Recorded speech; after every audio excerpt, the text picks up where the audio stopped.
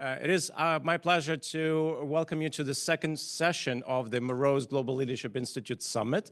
And we have a fireside chat with our guests. And I want to introduce you to Piper Walrett, who is one of the global ambassadors in the cohort of the Global Ambassadors Program, a cohort of students. She will introduce our next speaker. Thank you.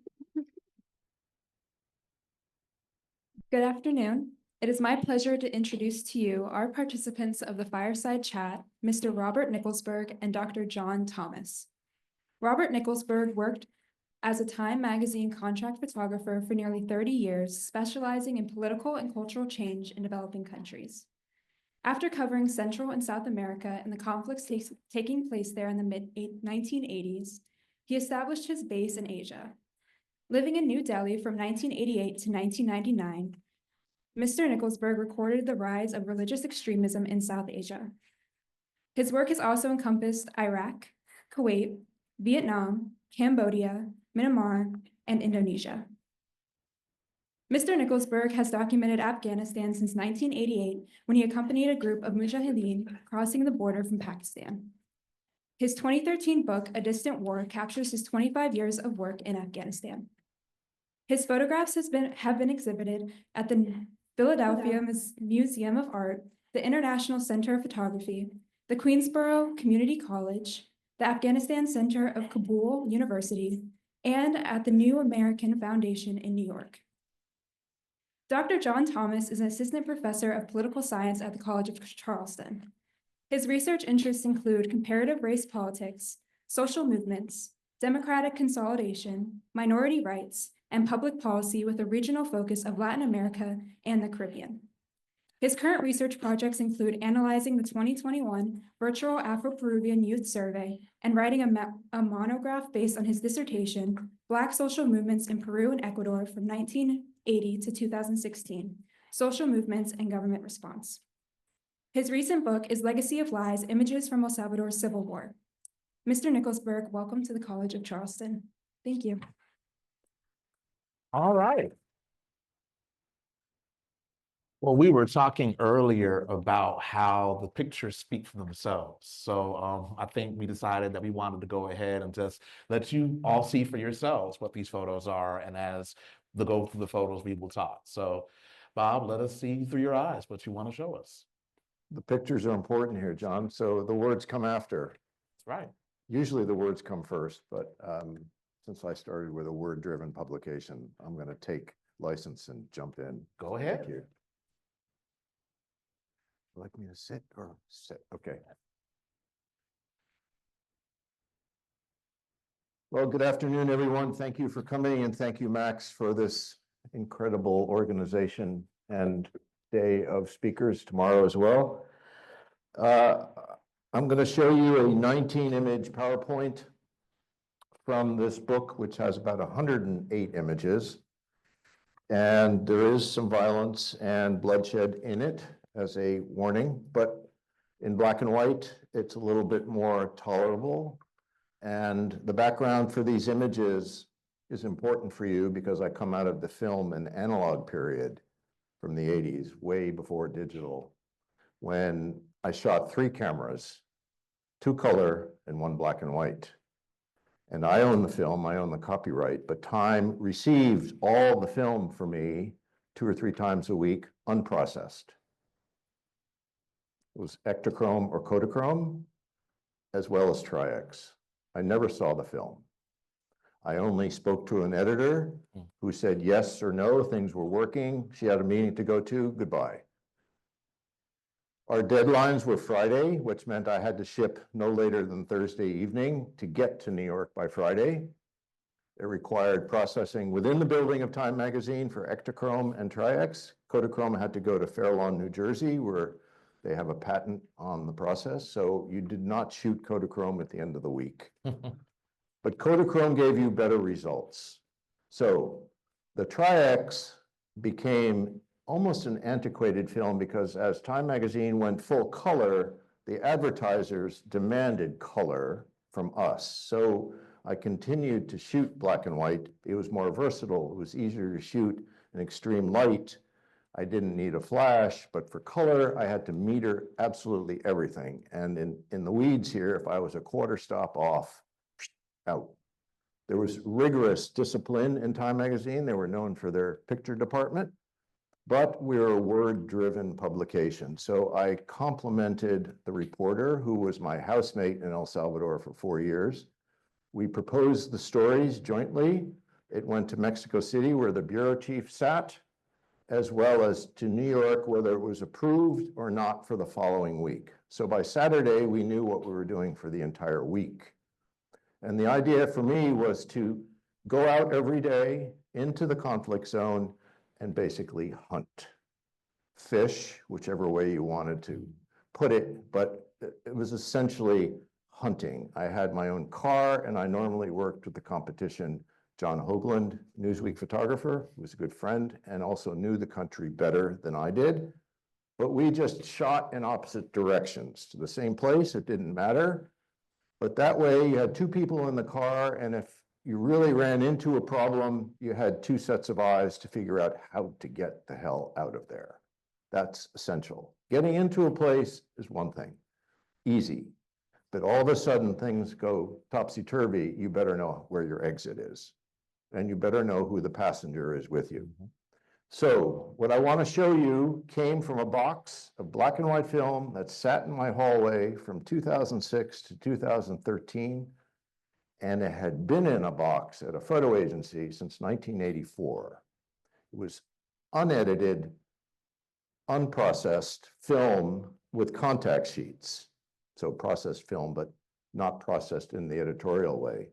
A few pictures in the black and white series had been published, but essentially it was unknown to me. I'd come up every 100 days to New York City, recharge my batteries, look at the film in the Time Life archive, not recognize a single frame, go back to El Salvador and start it all over again. I also covered Guatemala, which was equally violent and seriously sinister. So we're talking 75,000 dead in El Salvador in 12 years and over 200,000 dead in Guatemala over 36 years. So it was a constant flow of chaos. And the idea was to navigate it, get a story, contextualize the story every week, every day, every day. It was the only way you could keep abreast of this. There were photographers that came down for 2-3 weeks and went back. That way they could see their film, but I never saw my film except every 100 days. And that's not a great way to grow as a photographer, but that's the way it is. So there is some violence that you'll see in this, but there isn't a civil war that I've heard of where there isn't violence.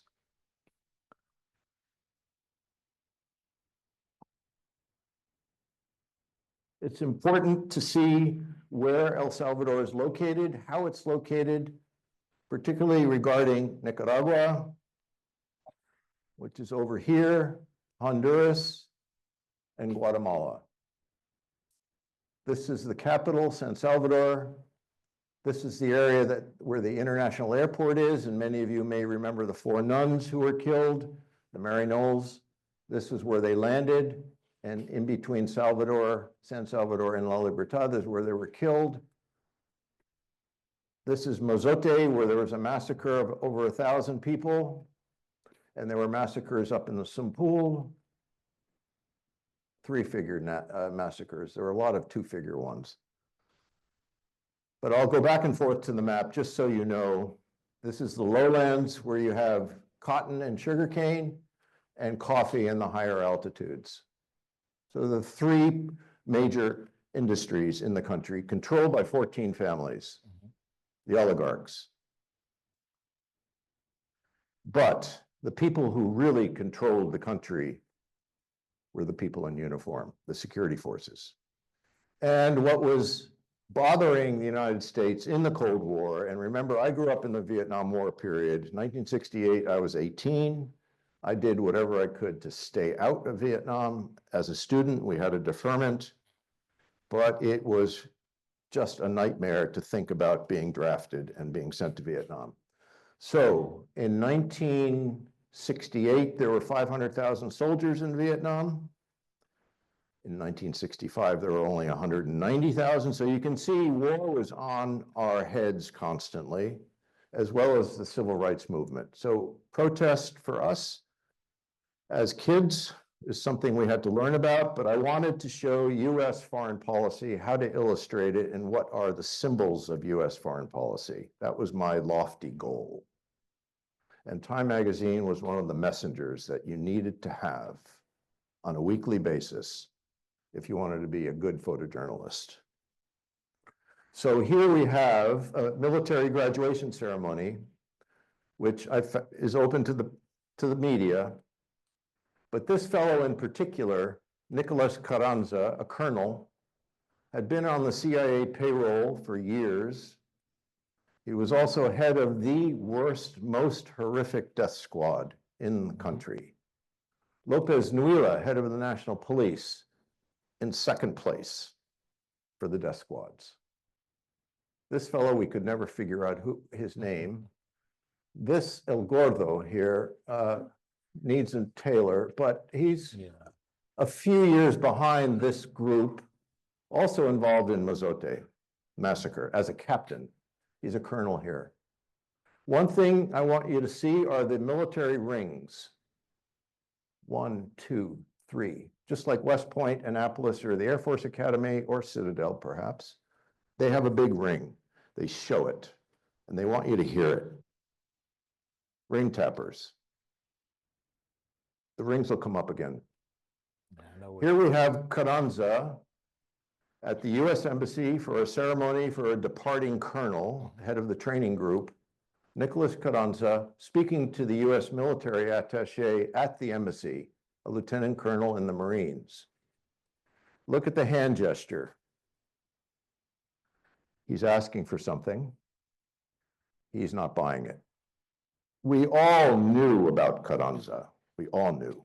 But off the record, you could get more information. On the record, in public, they let it go, which created a lot of anxiety for us. But you can see with his facial expression, and that's a true Marine. You know what Marines look like. Anyway, I had access to the embassy, and I had to go to these ceremonies just to get pictures like this. At La Libertad on the beach is a place we'd go to occasionally on a Sunday for fried fish and beer. San Salvador is about a 45-minute ride. But whenever you went to a city in the country, you also went to the morgue. You had to go to the morgue, believe it or not. Now, this is in the middle of a civil war in 1983. Lord knows what they're thinking. But the waves are well known. To this day, people go there for surfing, vacation. But less than half a mile away is the morgue. So how do you frame death and visually make it acceptable for readers in the United States who abhor violence, abhor the sight of blood? Well, with black and white, I didn't need a flash, but I minimized these two death squad victims as much as I could, this being the worst one, beaten up and killed, shot in the head, both of them. But when you look at this picture closely, look at his expression. And when somebody doesn't come home at night during a civil war, there are only a few places that you can go to. You don't go to the police. You go to the morgue, first off, and you go to the Human Rights Commission, essentially ineffectual, but at least you register the case there. You don't go to the police because more than likely they're involved. So these bodies were dumped, shoes are taken, money, ID, everything gone. But this particular moment is when I believe he recognizes this person. The features are similar. This fellow, not similar to both of these, but the expression on his face tells me there's some recognition here. So to give them space, give them distance, you leave. If you want to talk to them, I didn't work with a reporter. I didn't need to get the names. You could speak to them in the parking lot, but at this place, give them space and with respect. But this is the moment he realized something. Now, this uniform, for me, triggers Vietnam. Maybe for some of you here, recognize the boots, only from Vietnam, cargo pants, the blouse, the rolled up sleeves, the Marlboro, and the pad. We were restricted from taking facial pictures, any close ID pictures. We could only take pictures from behind. We were allowed on these training centers where the US, out of the School of the Americas in Panama, that's where they were based, these special forces, Green Beret, killers from Vietnam, training a battalion. They would train them in Fort Bragg or in country. It depended upon where the budget was and what they could do. But this is the way you learn to take pictures from behind somebody. Everything in this picture is paid for by the United States. Again, I'm looking for illustrations of foreign policy. Not so much who this person is, but where he came from and what's in the picture contextually. The Ring. Full Colonel Sigfredo Ochoa, implicated in a massacre of 134 civilians up near the Sumpool River, sent out of the country under the demands of the United States, went to the Salvadoran embassy in Honduras, was caught stealing funds in Honduras, and was eventually decapitated in a car accident 2-3 years ago, driving to the beach with his mistress. He was asleep in the front seat and they ran into the back of a truck. Okay. This was a fellow you had to get to know as a journalist. And here he is with the hearts and minds trying to convince a village to not go with the guerrillas. Everything that you see in the picture that he's wearing is from the United States. The ring is from the military academy in Santa Tecla. U.S. Army watch with a fabric band, U.S. issued flashlight, hat, uniform, backpack, megaphone. But this, if some of you know what was going on in Vietnam in the 70s, the strategic Hamlet, counterinsurgency, this was what they were applying in El Salvador, counterinsurgency, hearts and minds. Not quite the Phoenix program, but similar. Behind him is this fellow, a US advisor, Green Beret, Special Forces, a killer. But what do you see that's interesting in this picture is the Israeli Galil rifle. Only the Guatemalan military used Galils. Everybody else in Central America and mostly Latin America used the M16 or the Belgian or the German G3. And you had to know your weapons. In order to properly put this picture into context, the arrogance of carrying a specialized weapon, for me, I couldn't believe it. I mean, and again, I could not take a picture of his face. A Galil in El Salvador. You're kidding me. Anyway, the Guatemalans and the Salvadorans collaborated, and again, out of the School of the Americas, but he is licensed to kill. A Vietnam-era uniform. And they're not buying it. Look at the facial expressions. They're probably more interested in me, though. This fellow, Colonel Domingo Monterosa, was responsible for Mazote massacre of over 1,000 civilians. In charge of the best army battalion trained by the United States, the Atlacatl. And what do you see here? The ring from the military academy. He's 1 year behind Sigfredo Ochoa. But the interesting part here is what they learned from the Taiwanese military at School of the Americas in Panama is PSYOPs, psychological warfare. They were trained by the anti-communist Taiwanese in Panama, School of the Americas, hand out soccer balls to the villages, and the kids will like you. Now, I want to show you where this picture was taken because it's important. Here, Huateca. Here's Mozote. This is generally considered to be guerrilla territory. We flew from San Miguel in a US Huey Vietnam-era helicopter to Huateca with Monte Rosa. John Lee Anderson and I, the writer for Time, had spent already 2 days with him.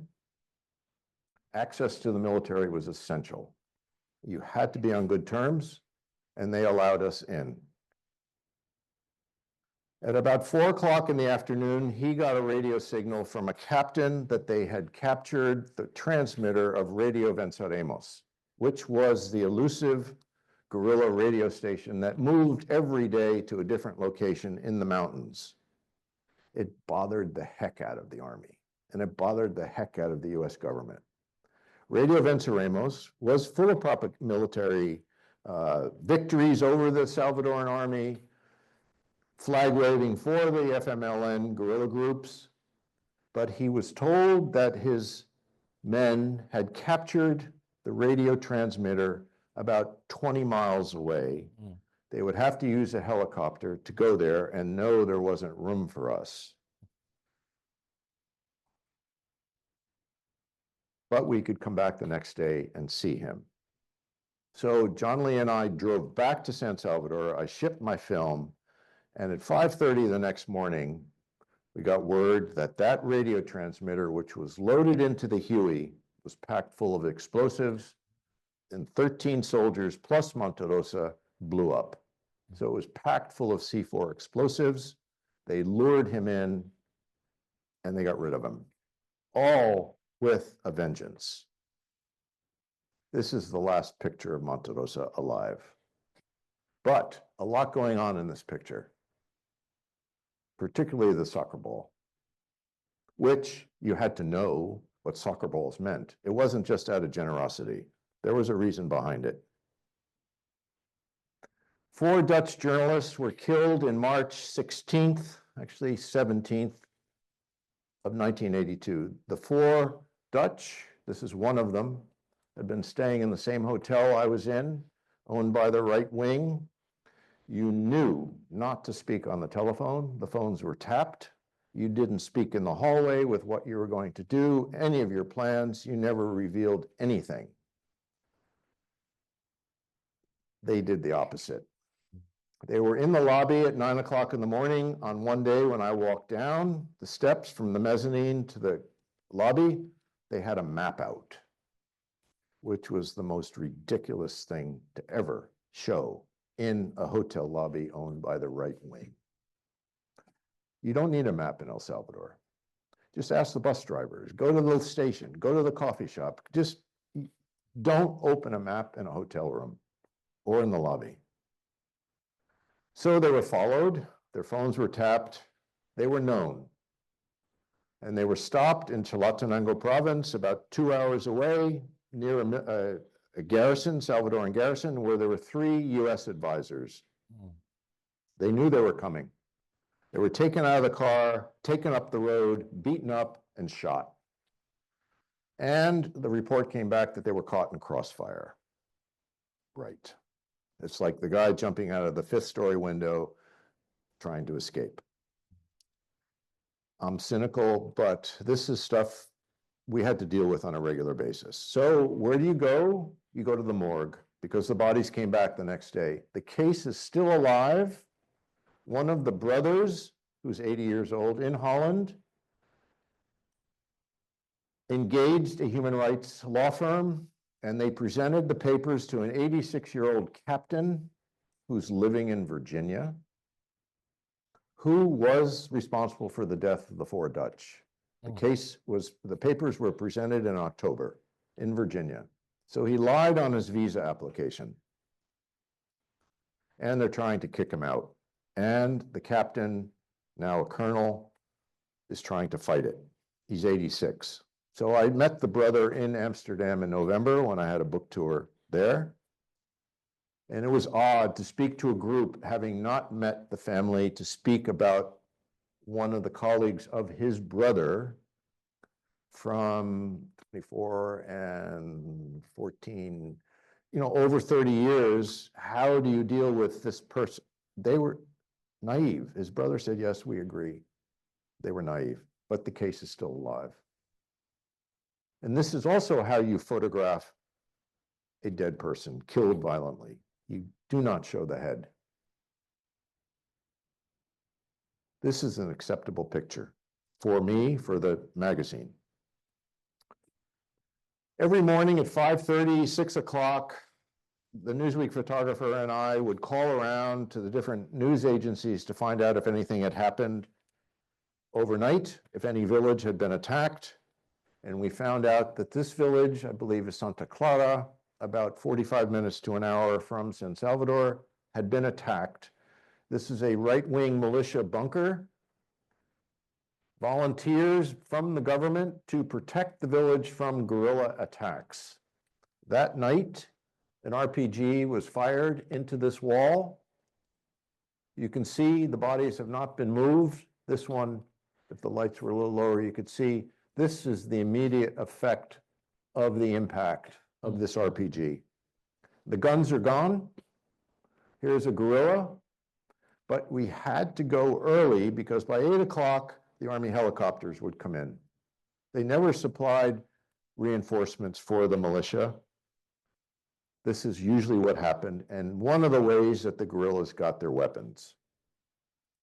50 feet up the dirt road from this particular location, I could hear crying and wailing. This is the family. This woman fainted upon hearing that one of the three was her brother. She fainted. And it's not often that you get to see this close what the face of a fainted person looks like. The eyes are half open, but you can also see the effect on the civilians, regardless of whether they were pro-guerrilla or pro-government, regardless. They're all related. Probably the older sister, look at the facial features, all very similar, particularly here and here, but the violence and the effects on children. If you don't get there, this whole scene does not exist. This is the way you showed the impact of a conflict. Get there quick and get out. Because if you're there when the military comes, they're suspicious. Again, a symbol of US presence. This is Ilopango Airport, essentially the CIA's military airport. It's a Salvadoran military airport, but also where the Contras were supplied out of, Ilopango. This is, what do you think? A Cadillac, armored from the embassy, picking up a VIP here, United States government plane, security, but it gave us a chance to get onto the airbase, which was generally restricted. And you wanted to get into restricted areas with a camera. We're allowed. But this is what you get as a photographer. It may not be so important for a reporter, the Cadillac representing the US Embassy. The other person representing the US, Jean Kirkpatrick, an right-wing ideologue. The US ambassador at the time, Dean Hinton, she was criticizing his softness. She wanted more dead communists. She was a special representative for Central America from the Reagan White House, but she was also the US ambassador to the United Nations. Yep.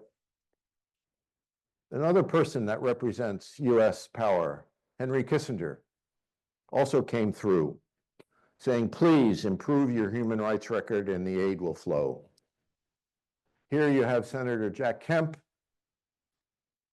Lane Kirkland, Jim Wright, Congressman, President of Salvador, Alvaro Magana, and the congressional delegation here. taking over pretty much Mhm. the presidential palace for a press conference. Cheerleaders at a military graduation ceremony, something incongruous, but interesting. The Human Rights Office in San Salvador, people lining up to have their cases documented. Look at the faraway look on his face, and look at the types of people who show up. Look at their shoes, 2 aprons, gone to the market, most likely working in an office. But with black and white film, I could work in this type of situation and get a document. This is the cover of the book in a guerrilla village. You can see the interchange, this fellow asking for information about whether the army had been through town or not, but the poverty that we're dealing with. So for the cover of the book, it had to be cut. But just look at the intensity of their eyes. Che Guevara, look, the belts are all the same. He's literate. He has a composition book to write in. This is something that they were trained not to do, cross a river in bulk, because if there was a machine gun across the way, this is guerrilla territory. The battalion that was trained by the Americans told them to go 1 person every 10 feet. This is obviously not being followed. I did not cross the river. I didn't trust it. Everything here comes from the United States. This is the best battalion in the country, also the ones that committed the Mozote massacre. This is the last slide, I believe. Yes. So this is a deserted road in the central part of the country. If we had nothing to follow up in the morning, we would go to the Suchitoto Road. And here you have the Guazapa volcano, which is controlled by the guerrillas. They would come down into the farm areas, pick up eggs and food, and walk back. If you got there early enough in the day, you were very often running into them. But in this case, we ran into an ambush from the night before. And look at what's taken. Uniforms, boots, 1, 2, 3, 4, and guerrillas from the FPL, the guerrilla group, checking out maybe who they are. They don't need the truck. But we had no idea that this was on this particular road. We took a chance. Let's go up there. It's about an hour away. And bingo, you have a result here of the conflict and of the confrontation between the military and the guerrillas. So I know this is your last photo, and we're going to open it up for audience comments, because I know you have comments. But pictures tell 1,000 words, but this is a book. And one of the things that I enjoy, and I was privileged to be able to read the book, was the essays in the book. So I do want to ask 2 questions about the writing of this book. And just, I just want to just take a pause for a second to reflect, to just appreciate you for your transparency and for sharing with us your process and how you were considerate, how you were empathetic, yet exercised this professionalism, and being able to walk us through the journey of these photos and just what you're showing us. So I do have 2 questions. The pictures, again, tell so many stories, but the writing in this book and the essays that you picked for this book are what grabbed me. And so I want to ask 2 things. So the first essay to me was written by a gentleman who is Salvadorian. And he talks about how he was a refugee as a journalist. And then he was able to go back home. And then this brings us to the current day in El Salvador. He tells us chillingly that he's writing his essay as a refugee again. Exile. Because as exile again, because of the Bukele administration. So can you tell us a little bit about, this is not history for El Salvador. This in some ways has echoes and reverberations for the present. So how do you see your work helping us to understand where El Salvador is today? One thing I noticed in having Carlos, who is early 50s, living in The Hague right now, he grew up, his father was a Christian Democrat official, either, I believe he may have been mayor of San Salvador at the time. Christian Democrats were the moderate political party in the country, supported by many European countries. His father had to go into exile. So Carlos essentially grew up in exile. He went back to El Salvador to start this online news organization called El Faro, which is still going, English and in Spanish, but they put Pegasus on his phone. So he had to leave. And for those of you who don't know, Pegasus is the Israeli spyware that they can tell you where, well, it's the Israeli spyware. That's all y'all need to know. And he grew up on, in fact, he watched the four Dutchmen interview his father when he was about 8 years old in the house with lights and camera and tripod. And they were in exile in Mexico City when they found out that they were killed. For him to be able to write to these pictures was really very emotional for him. And it's why he became a journalist. In fact, he put all that together, and he is a fascinating analyst of Latin American history and politics. But we wanted, he's the youngest of everyone who wrote for the book. The rest were my peers. And I think it's important that we started the book with the youngest person and the most current observations from one of the best analysts of the country. So how I came to understand El Salvador, I'm a baby of the 80s, and I can remember the first time I saw Oliver Stone's movie Salvador. I remember the first time I saw it, and I know there are critiques of the movie, but I remember when I saw that movie. And I also remember, and I was talking to Dina Rios about the Mozote massacre, and one of my students in a course is from El Salvador. She was telling me about the movie that's about to come out, Fireflies of El Mozote. And so I just wanted to ask about it's Latin America's largest massacre in modern times. And it's also something that isn't talked about much. People don't know much about Mozote. How did Mozote ground and influence your work? You couldn't get to Mozote very easily. In fact, the reporters who did had to go through Honduras because you had to exit and through Honduras safely. But 1,000 is huge.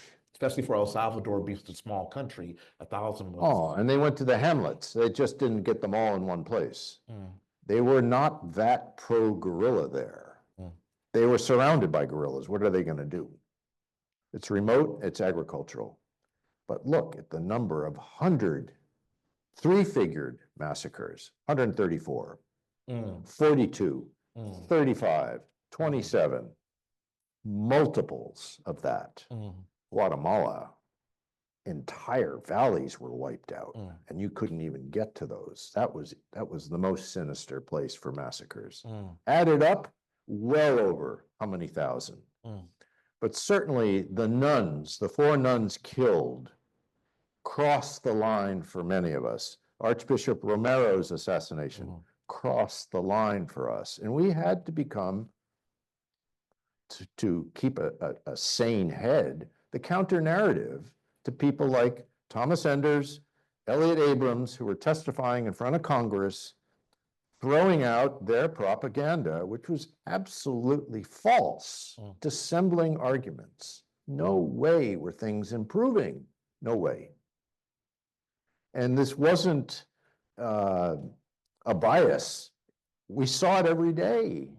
No, the weapons are coming from Cuba and Nicaragua. How about the deaths of those people in the Suchitoto picture that are minus rifles? How about the militia bunker minus rifles? And the US knew this. So it was combined. Mozote was always out there as, would you call it the gold standard? of massacres, in a way, you have to use that. Everything less than 1,000 is an improvement. So everything in scale, you have to keep it in scale and also report it as such. You know, when I lived in India, we didn't go after a train wreck if there was under 100 people killed, because it was always just total pandemonium. 500 people killed on a train wreck in India, that we would go cover it. It took 2 days to get there. But in Salvador, which had all of the major networks, all of the major news agencies, and a regular amount of European coverage, we were very cognizant of a massacre of 5, of 3, of 2.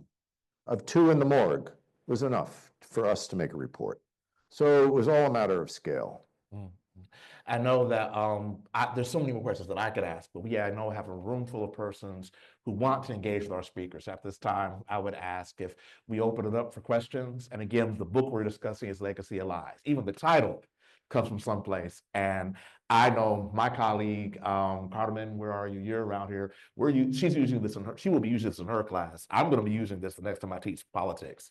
So we're going to sell a few more copies of this book.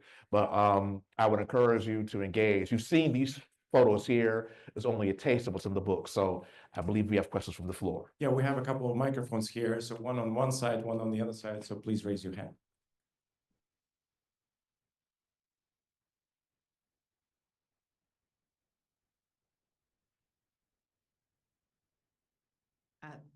Thank you so much for coming. Having been at Georgetown University when Jean Kirkpatrick was a professor there, and my closest friend was one of her students, it's horrifying to see her in your photograph. But also, I think her son was married to our niece. Her son was what? One of her sons was married to our niece. So it's very interesting. What I'm wondering, small world, yeah. What I'm wondering though is, why would they allow you in there to take these photographs? Where? Into El Salvador, onto the roads where there've been these massacres. I would think that possibly the US government or the CIA, charming people that they are, would not want you to make a record of these things for publication. Well, if I tried to do that today, definitely I'd have a barrel of a gun aimed at my head. You wouldn't be able to get anywhere near it. But back then, we were not that kind of a target. And as a resident there, I had good relations with most of the officers and within the embassy. I had to maintain access. And to deny us access, whether it was CBS, NBC, or ABC, UPITN, BBC, means you're trying to hide something. And they were trying to hide something in Guatemala. They did not want us in Guatemala. I would not have been able to function this way in Guatemala, although I did.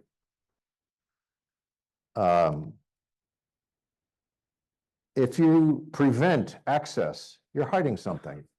And we're funding this war. There was full access in Vietnam. The press had the rank of majors in Vietnam. Access was given, access was also earned. You had to gain it as well. Yes, they could keep you out, but the bloody embassy never went to these sites.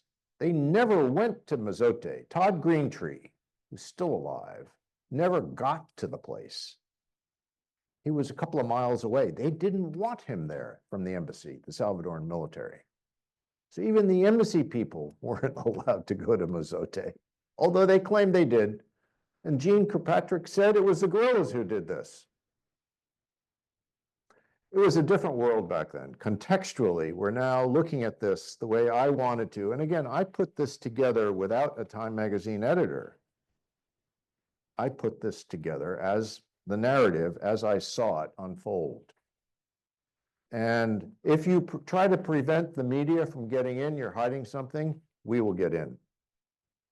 I guarantee it. It's getting out that's important. You go in with an empty notebook and a full bag of film, you come out with the goods. That's the crucial point. Getting out. Getting in was easy. And you're right to ask the question, but look at the counter of that. How did you get out?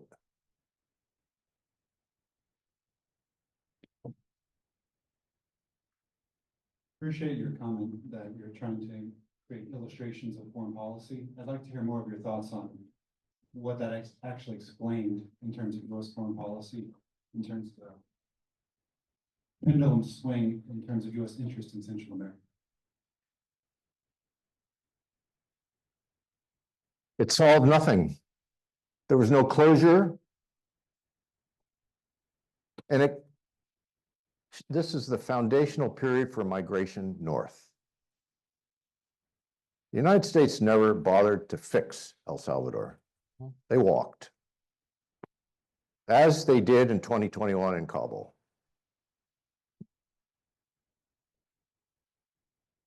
I'll talk to you later, but we could go on for hours, which I have no problem about. 25 years in Afghanistan, I think I know a little bit about the region, about Al-Qaeda, which to scale was nothing to what Cuba was doing in Central and Latin America. But every single capital had a military regime in the early 80s, and they all went to School of the Americas. Yep. We trained them. Yep. So you can answer your own question in a way. What do we get out of it? I mean, every week there was a coup in Bolivia. The Dirty War in Argentina, 1973, on September 11th in Santiago, Chile. Allende was kicked out. 9/11/73. Pinochet came in. I was fully aware of that. My father dealt with a Chilean businessman when I was growing up. He had to flee. I never heard, what? This family had to flee. He had to help him get the funds out. I was 23. I grew up, with 500,000 soldiers from Vietnam in 1968. My parents did not want to see me in a uniform. I come from a rather biased, critical point of view here, but I'm informed, and I'm rarely wrong. I'm told we have time for one more question. I see you had your hand up here in the beginning, so we're going to take this question and then we're going to move on. And we might be mindful of our time, and we thank you for everything. And I know you can speak at length about all of it, so I'm excited to hear the after talk, because there's probably going to be after talk, but we have our final question before we can wrap. Do you think your depiction of American funds going to this is more pressing and emotionally now or then, the effect that it has?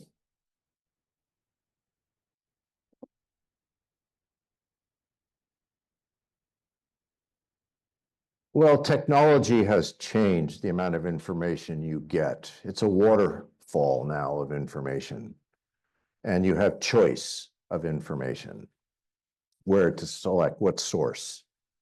But at the time, we were looking at TV that took 24 hours for the film to get up, or from Vietnam to California, then to New York City, pictures from that war, which we all grew up on.